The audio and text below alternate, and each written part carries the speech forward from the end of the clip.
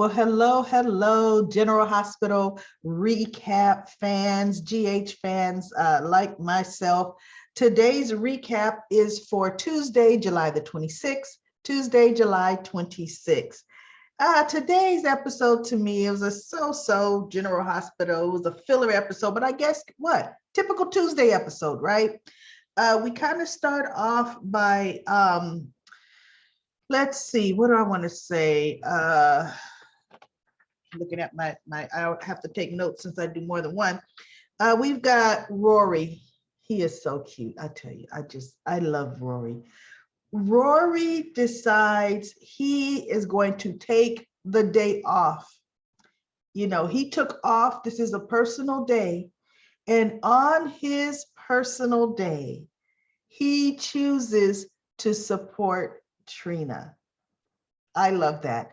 That was so cute. Normally I save the great stuff for last, but to me, I had to share this part today. It was so cute because he sincerely believes in her innocence. And that actually does send a message because the ADA, no, not the ADA, the DA, because Molly's the ADA, the DA was not happy whatsoever. She snatched him to the side and she said, do you know what that looks like? You know, you cavorting with the defendant? Like, no, you are not going to be here. And he's like, it's my day off and I can't help what people think. And so she looks at him and she's like, then are you prepared to accept the consequences that could come? And then it cuts to Trina talking to her father saying, do you think he's getting in trouble? I don't want him to get in trouble. So you don't know quite what's happening. Like, you don't know what he said to her. And I thought, uh-oh, I bet he's gonna leave. He's gonna let Trina know, you know what, I have to leave. He came right on in there and sat down. And Trina's like, did you get in trouble? He goes, no, don't worry about it. I'm here to support you. And that's exactly, unless you want me to leave, unless you feel that, you know, me being here is going to hurt you. And Trina's like, no, I'm actually happy that you're here. And he goes, so he sits down and guess who sits right next to him? Now, to me, eerily close. It's kind of like, okay, you know, Taggart sits right next to him, still with a stern face, not too stern, but a straightforward poker face, pretty much letting him know, you know what, you're my daughter's friend. I'm happy you're supporting her, but you and I are not friends. And Rory is sitting there, they're both looking straight and he's looking straight ahead and he goes, noted, sir, or to some effect.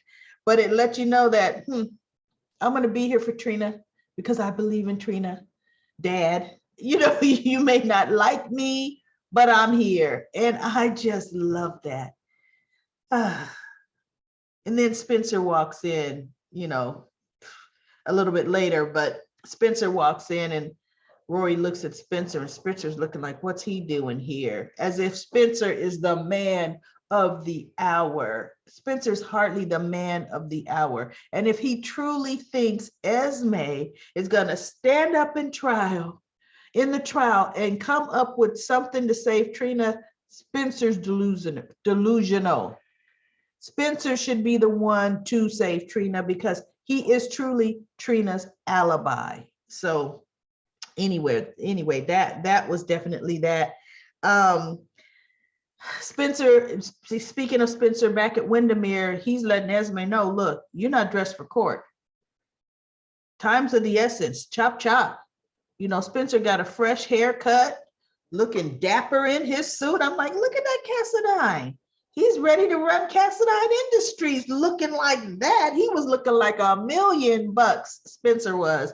And he was like, no, you're going to save Trina if you want the information. And she's like, why should I do that? She's the one that took, you know, you from me. So Nicholas tells her that he got her internship from Spring Ridge renewed. Oh, she's so happy. She leaves Spencer and she goes, oh, I got to call my supervisor and get my schedule together. And Spencer says, oh, but too bad you can't go to work today. Like, oh, no, you're going to court, And she just looks at him and she's still calling the hospital, checking on, Ax or Oz, checking on Oz, and as his daughter, so concerned about her father. So then before Nicholas walks in to talk to them, he and Ava were talking. She's getting ready to leave, go into court, and their divorce papers came through. So now Nicholas has decided, no, Ava, I don't want this divorce. You're right. There's no reason for it, no need for it. And, but unless you still want to do it. And she's like, I never wanted to do it at all. I felt it was tempting fate. Why would we divorce? So needless to say, she's happy that Nicholas doesn't want the divorce after all. And I'm wondering, okay, what is the reasoning behind it? Because the original prenup does stand that if anybody was caught cheating, the other person gets everything. So I don't know what Nicholas's new end game is with that. But so Ava leaves. Esme is so happy. She's running out to call her supervisor. And Spencer looks at Nicholas and he says, why are you doing things for Esme? Like, wait, what's going on? When did I miss something? And so Nicholas is like, well, she is your girlfriend and she's important to you. And I want to, make sure that, things go well or succeed or whatever. And Spencer looked at Nicholas and said, I never asked you to help her, Father. So why would you? Spencer's kind of thinking something is not right. Then Nicholas is going to I'm a flawed man, Spencer. I apologize to you. I haven't always done right by you. Oh, shut up, Nicholas. He's trying to, soften Spencer up for when Spencer finds out that he slept with his girlfriend when they weren't broken up yet. So there we go, Nicholas. So Spencer leaves to go to the courthouse. And Esme's getting ready to leave Windermere. And Nicholas says, hold on, Esme, we need to talk about you wanting to tell Spencer and Ava about our, the one time we slept together. Oh, I overreacted, I overreacted. And I said, no, I didn't really mean that. I would never tell Spencer or Ava. And Nicholas says, it didn't sound like you were overreacting to me. Says, it almost sounds like it was a threat. And she goes, oh, no. She goes, it's just good it didn't come to that. And then she smiled and walked away. And Nicholas looked at her like, Houston, I have a problem. Yeah, Houston, you do have a problem. Nicholas has that problem, because she goes, it's just good it didn't come to that. Like, no, I would have done that if I felt I needed to do that. And that threat is getting ready to come right back around. And it's getting ready to come around really quickly because one of Ryan's demands were that she break up Ava and Nicholas right away, which she has not. So yeah, that threat is getting ready to come right back to haunt him. So anyway, that was really interesting with them. But what else I liked? I liked the conversation between Carly and Jocelyn. Jocelyn is a no-nonsense young lady. She will listen to reason, though. See, Carly, even though Carly was not this young when she first hit the scene of Port Charles, but there was no reasoning with Carly in anything. Jocelyn may be headstrong, but there's this great mix of Jacks in Jocelyn. It kind of, instead of having her be so flighty, she can be calmed down and she can be reasoned with, and she can actually understand and think situations through if she's not emotionally, entangled. Like she and Carly were talking, and Carly was telling her that, you have to really think things through when it comes to wanting to go after Sonny. I used to have to tell your father this all the time. There are ramifications for going after Sonny. It will affect a lot of other things. And Jocelyn's like, yeah, but why should we always have to be the one thinking of ramifications on whether to protect Sonny for his actions, things he's done that are wrong? But yet those of us, we have to turn around and make just, concessions for him. And Jocelyn's like, it's not right. And I don't like it. And she was telling how, the reason she didn't, she goes, oh, I destroyed the video. She told me, because she goes, of course, Sonny came running to you. And she goes, but I destroyed the video. And Carly's like, you did? Well, why? And he said, because of Sonny's, the guy that works for him, his muscle.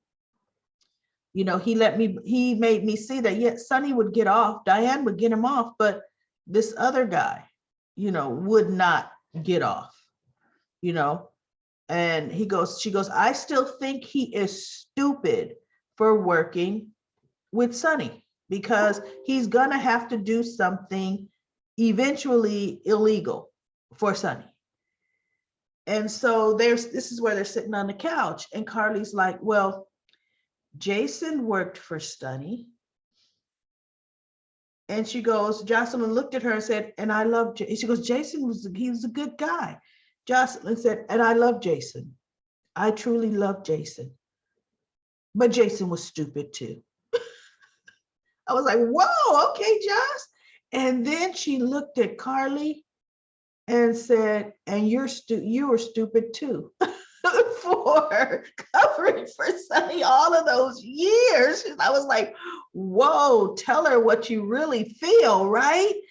And Carly's, holding back the tears, because now that she's on the outs with Sonny, she's not going to defend Sonny. It's like she told Jocelyn, I'm not going to defend him. So she's just fighting back the tears, because now that I'm not going to defend him, I'm not going to turn around and say, you know what, when you love somebody, you do this, that, and the other. You'll find out when you like. No, Carly just had to sit there and take that, because Jocelyn wasn't being rude to her mother. She wasn't being disrespectful to her mother.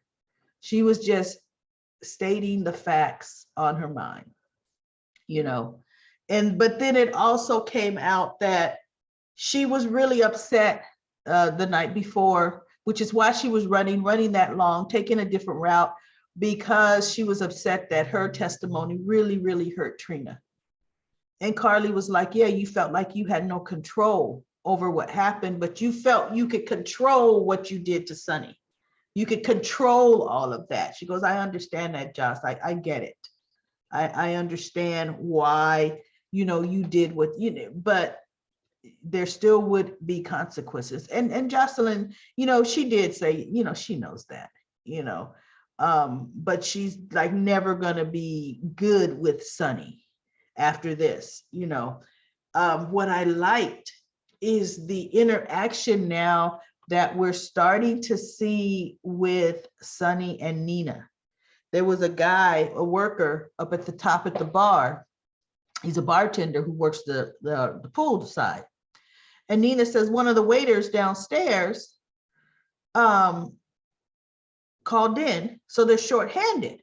And she needed him to do double duty. And he goes, I'm a bartender. I don't do that. I have to prep for later. She goes, it's not going to be that busy later. You have time. There's not too much. And he just went off a deep end talking about, I know who you are. I read the article in the Invaders, and he went, you did this, you've done that, and just really disrespectful. And Nina's standing there like, whoa, hey, what? And of course, Sonny comes to the side. And Sonny puts the guy in his place. He didn't threaten him, but to me, there was a little tiny veiled threat there. I heard it. And the guy straightened him right up and he apologized and he says, okay, I'll clock out. And because he thought he was being fired. And Nina turned, she goes, no, no, no, wait, I'm not firing you. Not at all. I mean, I'm just saying, whatever she says. And he says, okay, right away, Miss Reeves, he'll pitch in, right? And so she looks at Sonny and she's like, thank you for that, but I didn't need you to do that. I didn't need you to step in. I've handled plenty disgruntled people, employees, And so he goes, yeah, but see, this is what I was talking about. With you keeping this place, you're going to have to go through that. And he's not going to be the only one. Why would you want to put yourself now in this situation? And she was like, oh, no. Oh, no. See, here we go back again. Why am I keeping Carly's half of the hotel? You need to have my back. And you don't have my back. And he was like, what are you talking about? I don't have any, there's always three. And he goes, but you're right. And you have to understand that Carly and I share children, and that's not going away. Because she goes, I wish you would have my back as much as you have Carly's back. And I'm thinking, what on earth is she talking about? And Sonny's thinking, what on earth is she talking about? I'm with her. And so he that's what he says, we share children together. We're going to have interactions and we have history. It's just inevitable. But she is not in the middle of our relationship here.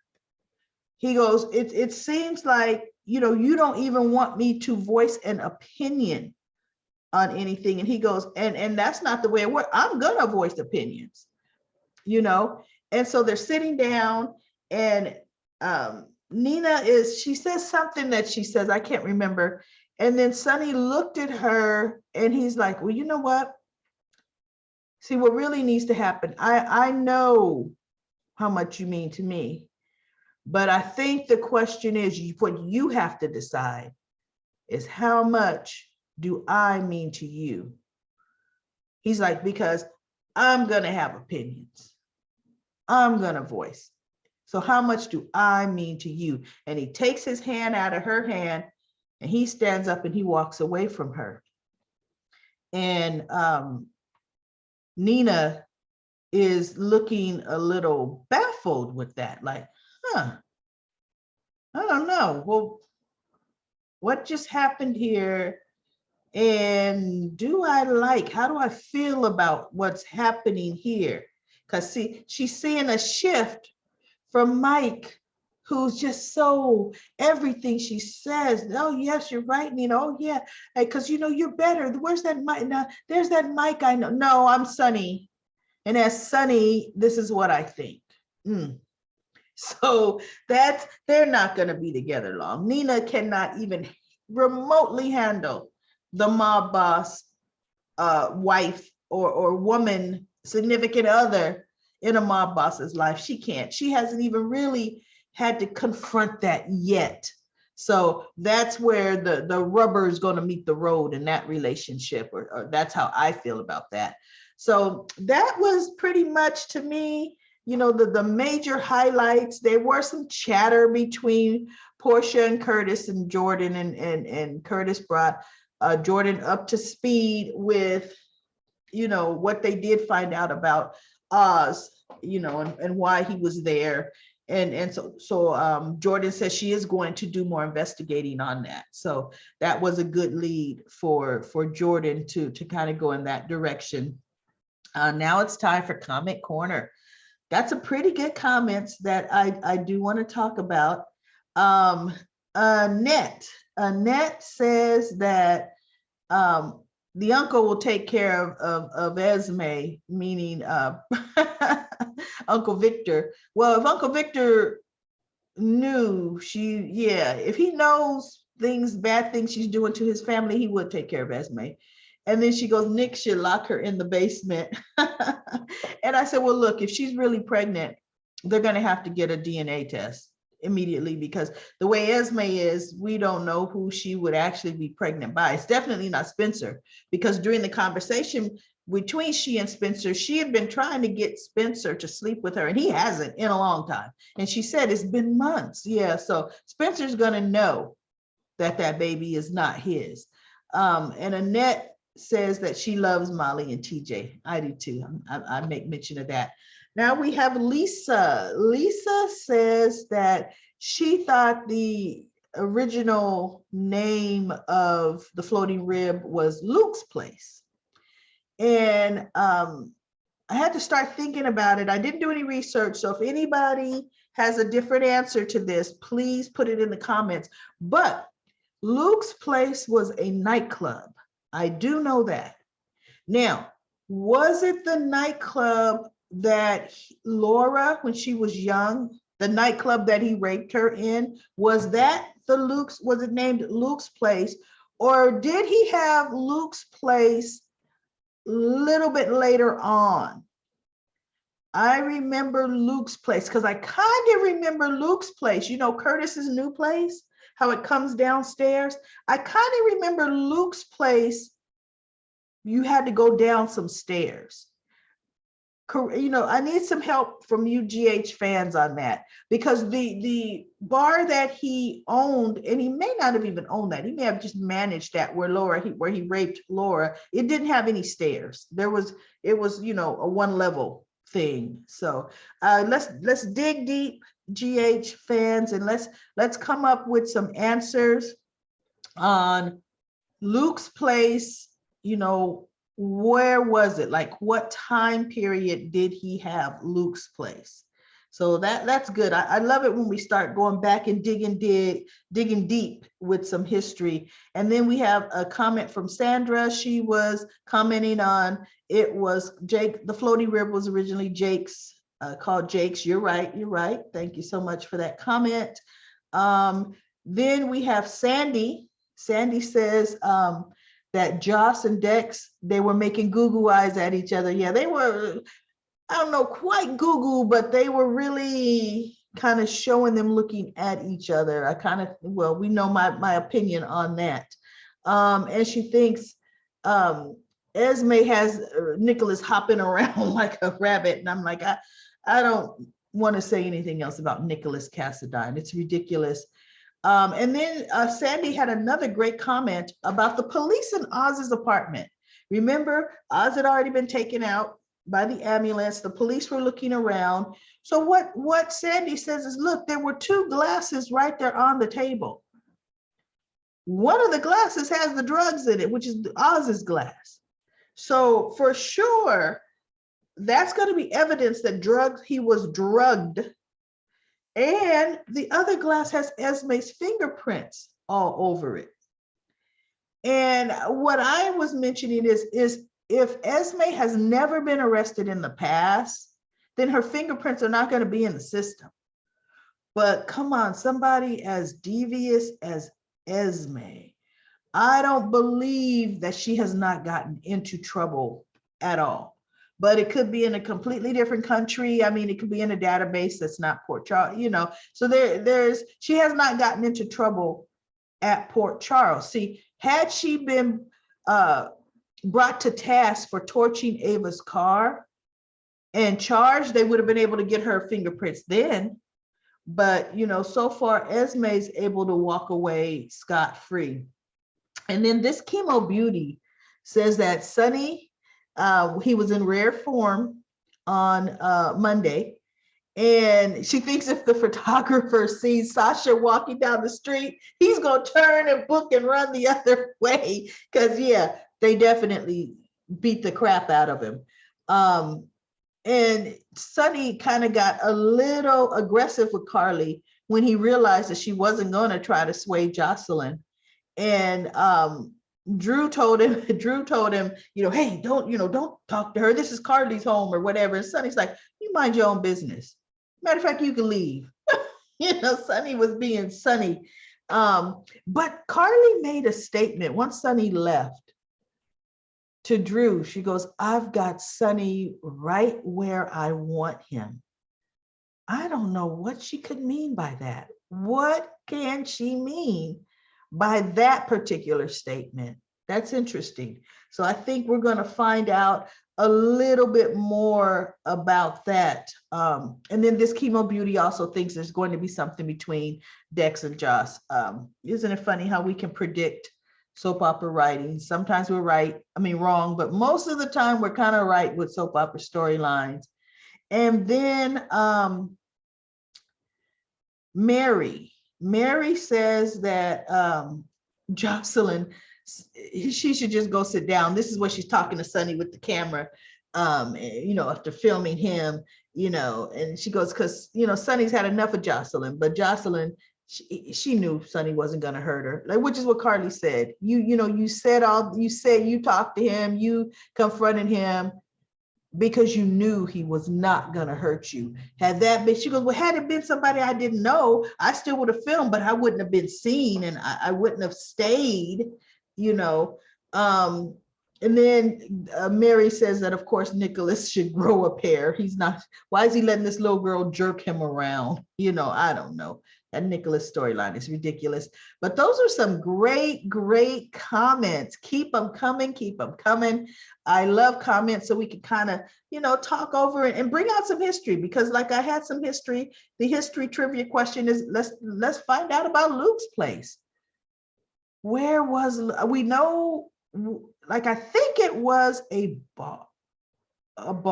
Let's give some history on Luke's place. Who can dig up the most information on Luke's place? That will be great. I will be back tomorrow for Wednesday's daily recap of General Hospital.